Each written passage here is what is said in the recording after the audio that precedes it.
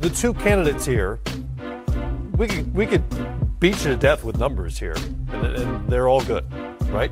Antetokounmpo's numbers, great. Defensive numbers, much better than Harden's. Harden's offensive numbers are absurd. Some of it may come down for voters to what you consider an MVP and what is most important to you. When I look at the MVP race, I look at value. How important are you to your team? And in the position you're in, what have you done? And then not to mention, you got to give me something special, something I haven't seen before. For me, all season long has been Harden. Why? We've seen history. He's chased a record.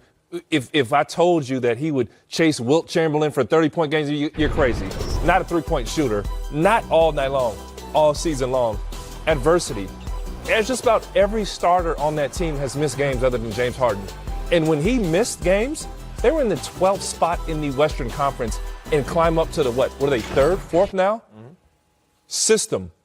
When you talk about overall importance, Mike D'Antoni was the creator of the 7-second offense.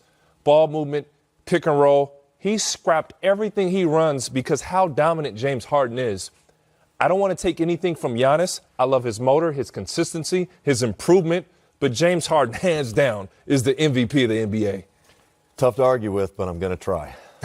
There's definitely an argument. I love James Harden and what he's doing. You said something. I want to see something I haven't seen before. And this scoring exhibition that he's putting on right now, he's the leading scorer at 36 points a game in the league. The next closest guy is, 20-some? 28. I have seen that before. Michael did that for years. And he would, the next lowest guy would be, or the next nearest guy would be 7, 8, 9 points below him. And again, taking nothing away from James. But Giannis, what he's done this year, and sometimes you're just a victim of the circumstances. And I think that's where James is going to end up at the end of this season. His team's not playing as well this year. They have had guys in and out of the lineup. Right. Giannis has his team poised to be the number 1 seed in the East. Team is playing very well. He's put them on his back all season long. He plays both ends of the court. He doesn't try to do anything he can't do. And once he figures out how to shoot this basketball at an elite level, it's all over. Well, that's for a future time. This version of Giannis is really good. And part of the argument for the Greek Freak as MVP would be the best player on the best team argument, wire to wire, which the Bucks have been. Yeah, and that kind of is the overriding factor for me. I love James Harden. Saw him play a few weeks ago in person, and I'm amazed. He just plays in slow motion. Everything, he's unguardable. He's like, I remember, he just shoots it a little higher if you close out on him. It reminded me of like trying back in the day to guard Chris Mullin. You'd think you have him covered up. He'd shoot it a little higher or a little quicker, maddening to play against. I actually take that as a knock, though, in a sense that for Giannis, there's magic going on in Milwaukee right now. Bud Budenholzer has, obviously, I would put him as the front runner for the coach of the year with the turnaround that they've had. Chris Middleton's balling. Bledsoe's balling. Lopez is shooting a deep three.